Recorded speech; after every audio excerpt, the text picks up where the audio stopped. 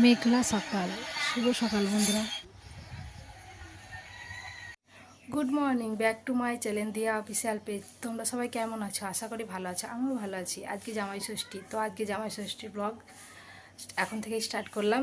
বাড়ি যাইনি, মায়ের বাড়ি যাবো না, কারণ মায়ের বাড়ি এখন গেলে গঙ্গা পুজো যেতে পারবো না, এতদিন থাকা সম্ভব না। আগে যখন ছোট ছিল ছেলে মেয়ে, তখন ষষ্ঠীতে গেতাম, গঙ্গা পুজো সেরে বাড়ি আসতাম।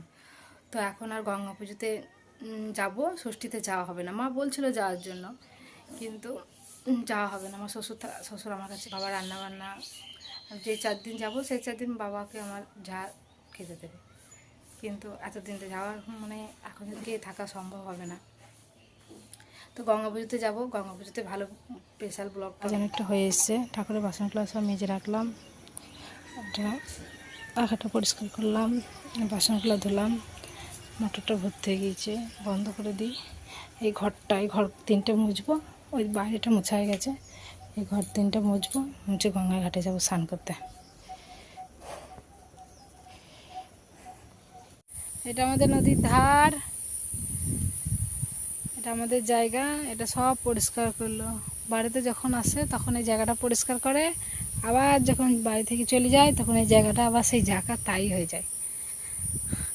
বেচারা খুব খাটতে পারে, বিশাল খাটতে পারে, কিছু বলছে না।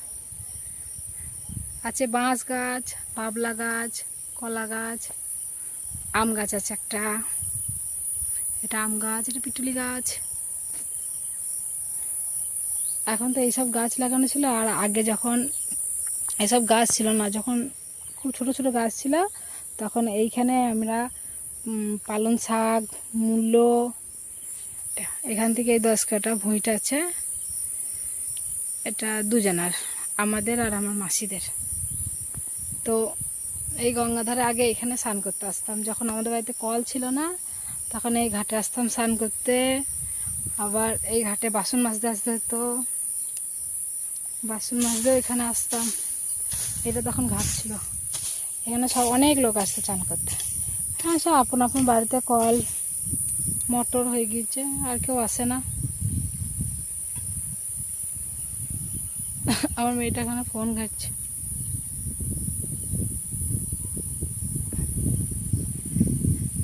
গঙ্গা ধারে এসে থাকতে খুব ভালো লাগে। এখানে একদিন ফিস্টি করব, এই জায়গাটা খুব সুন্দর বানিয়ে দিয়েছে, এখানে একদিন এসে ফিস্টি করব। ও বাড়িতে থাকলে আসা হয়, একা একা এটা অনেকটা, তো তাই একা একা আসা হয় না। গলদা চিংড়ি মাছ, কি বড় বড় চিংড়ি মাছ পাই নদীতে। আজকের মতন কাজ সমাপ্ত। এই আমার মেয়ে আগেই চলে এসছে, একা একাই চলে আসছে, আর ভয় লাগে না লাই। আমি ওই এই মাঠটা পুরোটা হেঁটে যাব, ওই সব গ্রাম দেখছি এইগুলা, এটা আমাদের গ্রাম। এখন এদিকে আসা হয় না বলে প্রচুর কষার হয়ে গেছে। এই বাঁশ গাছের ঝাড়টাও খুব অল্প ছিল, দেখছি এখন কত হয়ে গেছে। আমরা বোধহয় 1 বছর পর বোধহয় আসলাম আমি গঙ্গার ধার।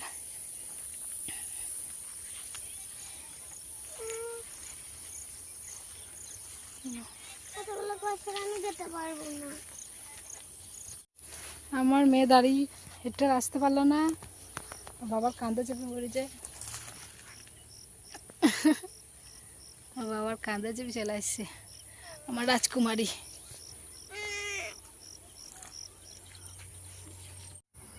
এটাও আমাদের ভূমি, ঝড়ে কলা গাছটা পড়ে গিয়েছে, কলা কাটা সব নষ্ট হয়ে গিয়েছে। এর তাহলে এর থোরটা পাওয়া যাবে তো, কলাটা তো আর হবে না, থোরটা নেওয়া যাবে। গপ গপ করে মুড়ি খাচ্ছে। ওই কাজুকে খাওয়াবে সুজি,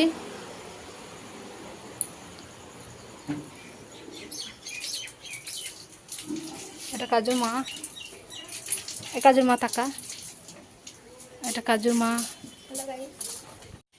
গাছগুলো একটাও ফুল নাই, সব ফুল শেষ হয়েছে।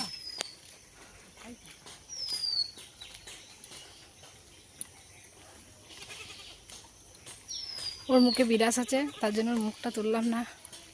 তুলবো না, বিরাস আছে যে তোমাকে বলছে। হ্যাঁ তুললেই তো নেই।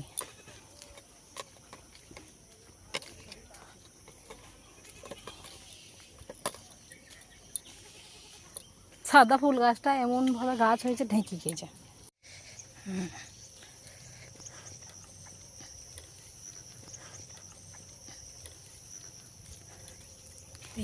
ওই দিকে আছে গঙ্গা, ওই ঘাটটার মন্দিরের চূড়াটা দেখা গেছে। এই নৌকায় আমরা ভিডিও করতে এসেছিলাম, এখানে এসেছিলাম ভিডিও করতে।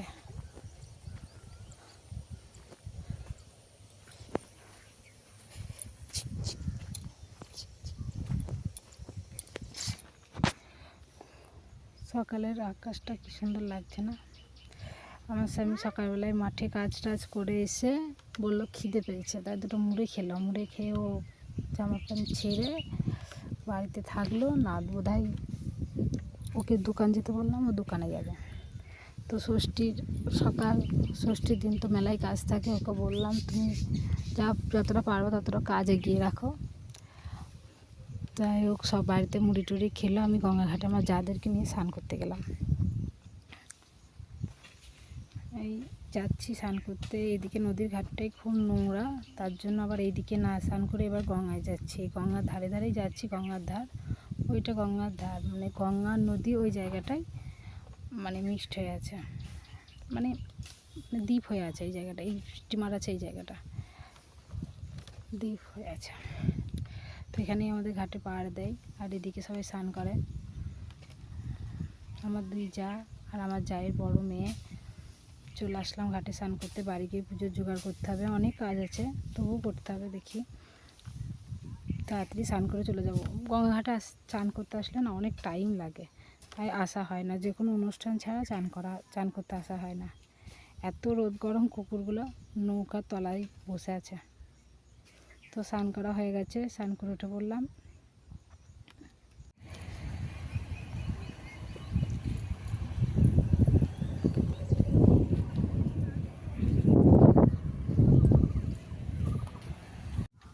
ওখানে প্রচণ্ড ধুলো, ওখানে আর ভিডিও করলো না, খুব চোখে মুখে উঠছিলো, তাই মেন রোডে উঠে আসলাম। উঠে এসে আবার ভিডিও করছি, তা নাহলে কী তুলবো, ব্লগটা তো খুব ছোটো হয়ে যাবে, তাই রাস্তাটাও একটু তুলে দিলাম। তো আমার যাই মেয়ে বলছে কী করছো কাকি? আমি বলছি ব্লগই করছি। তো বলছি এগুলো কী দেখাবো? আমি বলছি এগুলো এই রাস্তাটা দেখতে কি সুন্দর লাগছে, চারিদিক সবুজ সবুজ, এই একটু দেখাই।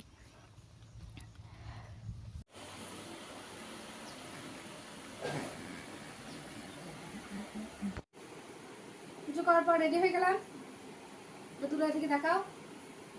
রেডি হয়ে গেলাম, এই সুতি সাইডে পরলাম গরমে। তো এবার এই নিয়ে নিলাম। এটা চলে গেছে, হ্যাঁ খালি পাইছ।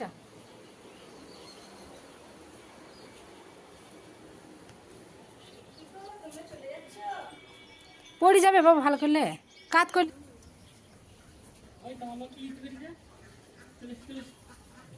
যদি ক্যামেরাটা কাটো তাও হয়।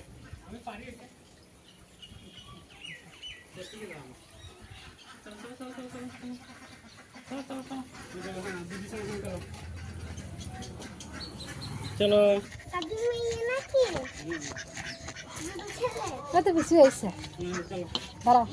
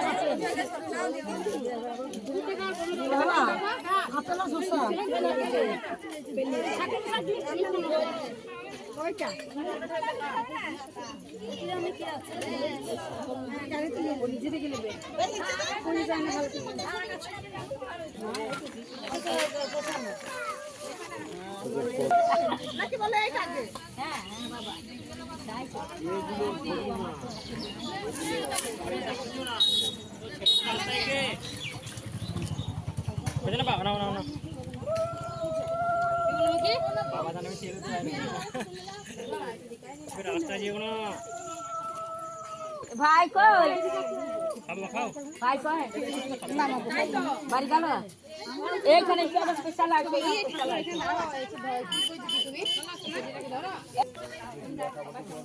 আমার সব খেয়াল আছে যখন না দেবো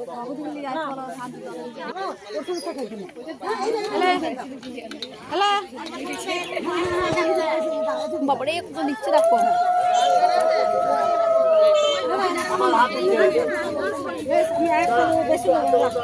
খুব দিকে গোটায় নিয়ে গেছে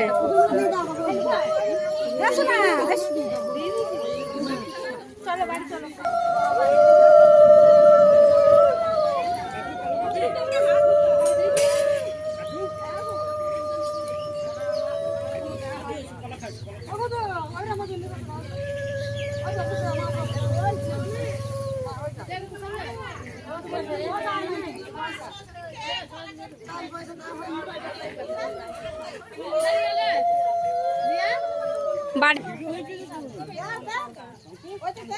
হ্যালো গাইস বল এখনও শুনিনি যে আমার মামি শাশুড়ি আর নেই।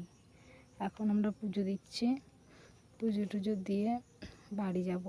বাড়ি গিয়ে প্রসাদ খাবো, প্রসাদ খাওয়ার পর দুটো রিলস বানাবো। রিলস করতে করতেই শুনবো যে মামি শাশুড়ি আমাদের ছেড়ে চলে গেছে।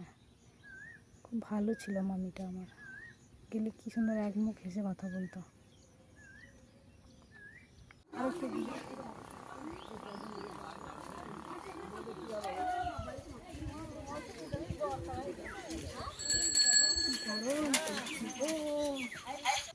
চলে আসলাম ষষ্ঠীতলা থেকে। আমার ছেলে ষষ্ঠীতলায় যায়নি, একটু ফোঁটা দিয়ে নিলাম। এবার প্রসাদ টুসাদ খাবো, খেয়ে যাব মামি শাশুড়ির বাড়ি। মামি শাশুড়ি তো চলে গেলেন সবাইকে ছেড়ে। চলে আসলাম, তো সবাই এসেছিলো দেখতে। তো আজকের ব্লগটা আমি এর থেকে বেশি বড় করতে পারিনি, এইটুকুই করেছি। মানে এই একটা ক্লিপ তুলে রেখেছিলাম, তাই এইটুকুই দিলাম যে আমি কেন ব্লগ দিইনি দুদিন, কোনো ভিডিও করতে পারিনি এই জন্য। আর আমাদের তো মামি শাশুড়ি আমাদের 3 দিন পালন, তাই আজকে কামান আমাদের আজকে ভয়েস দিচ্ছি। তো সবাই ভালো থেকো, সুস্থ থেকো।